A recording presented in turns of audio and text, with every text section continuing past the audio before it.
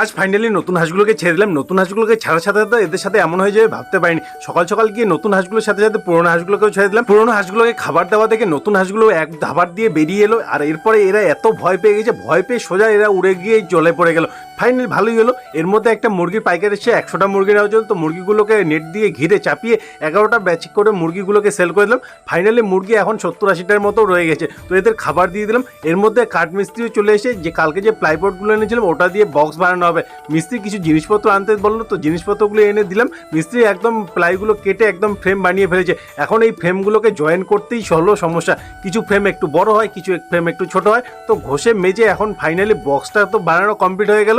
আর এই বক্সটা বানানোর মিস্ত্রি সহ টোটাল খরচা মোটামুটি 2000 টাকার মতো হয়ে গেছে। আর এই বক্স দিয়ে বানানো হবে ইনকিউবেটর। ফাইনালি কাজ শেষ করতে করতে প্রায় বিকেল হয়ে গেল, তো বরাবর স্নান খাওয়া দাওয়া করে এখন চলে গেলাম হাঁসগুলো আনার উদ্দেশ্যে। নতুন হাঁসগুলোর সাথে পুরোনো হাঁসগুলোর একদম এখন মিল নেই, তো এরা আলাদাই ঘুরছে। এরপর পাথর ছুঁড়ে সব হাঁসগুলোকে তুলে এলাম। পুরোনো হাঁস তো অলরেডি বাড়ি চলে গেছে। এরপর নতুন হাঁসগুলোকে বাড়ি এনে এখন ঘরে ঢোকানোর চেষ্টা করবো, কিন্তু আমাকে দেখতেই দেখো ঘরে ঢোকা বাদ দিয়ে বারবার এদিক ওদিক দিয়ে বেরিয়েছে, পেছনে যাচ্ছে, তো পেছন থেকে ধাবার দিচ্ছে, সামনে আসে, সামন থেকে আবার পেছনে যাচ্ছি। অনেক কষ্টের চেষ্টা করে এখন ধানের ঘরে ঢোকালাম। তারপর ওখান থেকে এক একটা করে ধরে ধরে এনে নিজেদের ঘরের মধ্যে একটা একটা করে ঢুকে দিলাম। আর 2 ঘন্টা পরিশ্রম করার পর আমার হাল এরকম কিছুটা।